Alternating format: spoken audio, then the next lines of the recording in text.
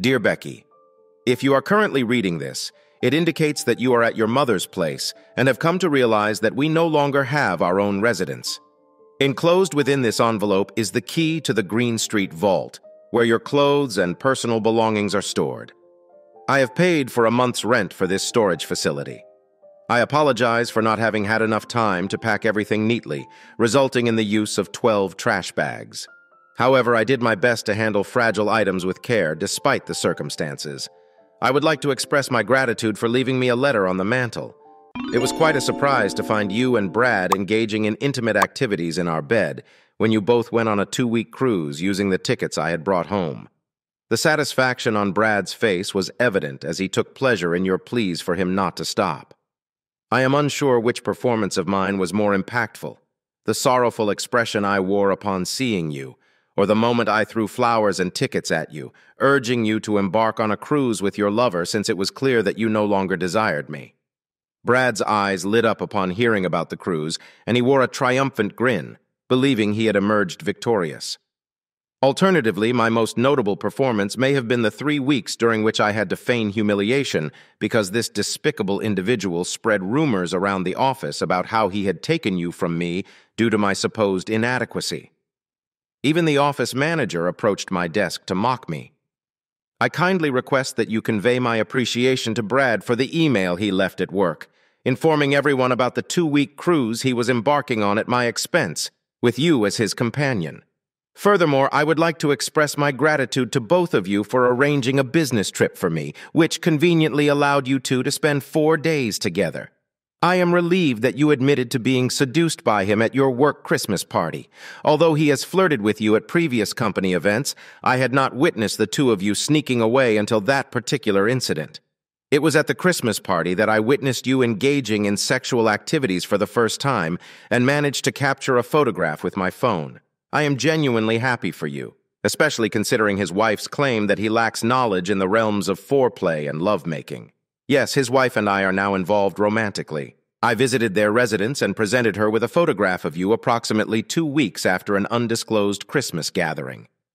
Initially, our intention was to engage in revengeful intimacy, but we discovered that our physical connection was so remarkable that we began engaging in regular acts of love.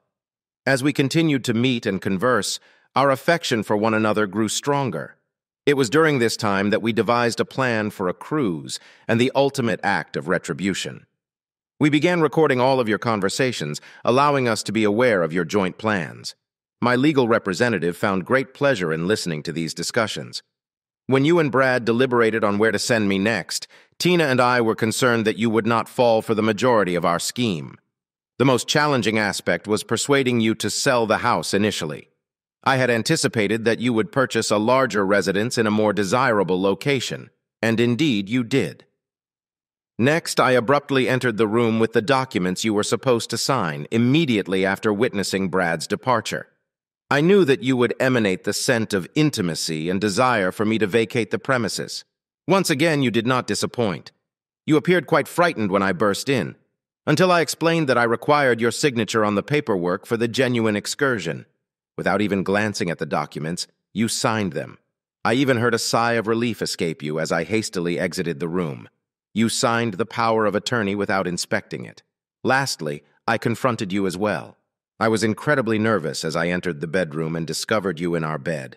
I must have put on an exceptional performance as both of you made derogatory remarks and smirked at my distress. When I relocated my clothing to the guest room after Brad's departure, providing him with a place to store his belongings, I anticipated that you would be overjoyed. However, you expressed your remorse in a pitiful, pouty voice. I must say I quite enjoyed the way you grinned. I desired to maintain as much distance from you as possible, just as Tina, Brad's wife, distanced herself from him. I am aware that he does not wear a wedding ring and falsely claims to be single, but trust me, he has been married for 5 years. You, Becky, are approximately the 8th or 9th affair that his wife has suspected since their marriage. I am writing this letter to inform you and Brad that Tina and I have decided to separate from both of you due to your unfaithfulness. We have chosen not to pursue divorces, but if you two wish to end your marriage for your own well-being, you should bear the expenses. Please pass on the following information to Brad. Once he discovers that Tina has sublet their apartment, he will undoubtedly contact you. Unlike me, Tina has donated his clothes to the Salvation Army. We managed to find interested buyers who purchased all the furniture from our house and later from their apartment. After selling our house and subletting Tina's apartment, Tina and I needed a new place to live. Therefore, we decided to go to Europe to contemplate our options. Since we were short on cash, Tina emptied the bank accounts but left the credit cards open for our trip. Inform Brad that he will surely appreciate the abundance of frequent flyer miles we accumulated for him. While you two were traveling, we indulged in a luxurious week-long stay at top-notch five-star hotels in Europe, all charged to Brad's credit cards. You may come to regret choosing Brad, as his credit limits were not sufficient during the first 4 days of our trip. We fully utilized 3 cards, but thankfully, he had 4 more to cover the remaining duration of our journey. Now that I have shared the positive aspects of Tina's actions, our trip, the apartment, and the bank, it is time to disclose the negative news to Brad. I am certain that he will face termination upon his return to work. I have filed a lawsuit against him, the branch manager, and the company for alienation of affection. When my lawyer visited the company's headquarters in New York, he wasted no time in presenting the evidence. He played a recording of the conversation between you and Brad, where Brad boasted about sending me away so he could engage in a sexual relationship with you. Additionally, he played a recording of other employees approaching my desk to humiliate me for Brad's role in taking my wife away from me. The branch manager even participated in this act of humiliation. Furthermore, the lawyer presented an email from Brad regarding the cruise, which was stored on the company's server.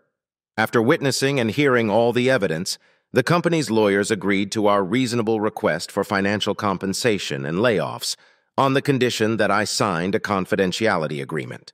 They faxed the agreement to me at work, and I promptly signed and returned it along with my resignation letter.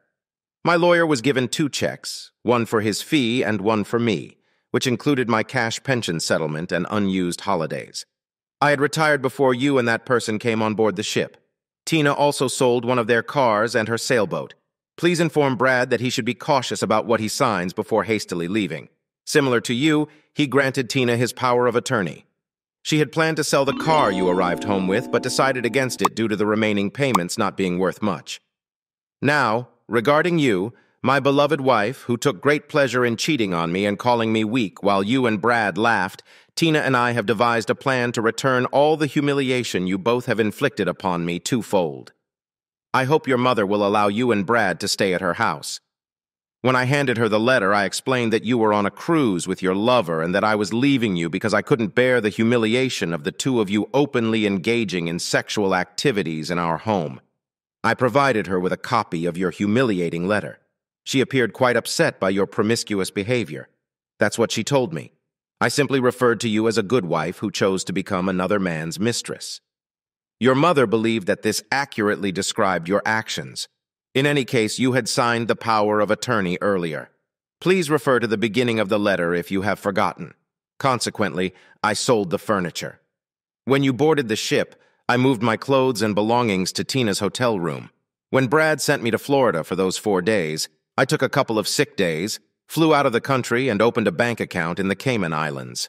Upon closing the sale of the house, I transferred the funds to my new account.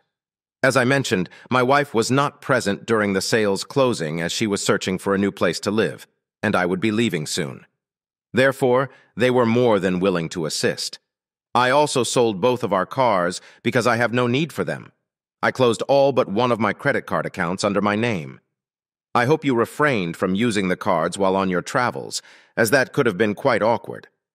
I took the initiative to close all of our bank accounts, and thankfully, having the power of attorney proved to be quite useful once again. The home buyers were more than happy to transfer the funds into my new account. By the way, I utilized your portion of the money to settle our joint credit card debts before closing them. I have always been cautious with our finances. I used to think you were one of the most stunning women I had ever laid eyes on, until I met Tina. Now I realize that Brad is a complete fool for betraying a goddess like Tina. She possesses shoulder-length brown hair and captivating green eyes. She is petite and slender, with perfectly perky breasts that won't sag like yours will in a few years, and a lovely, firm derriere.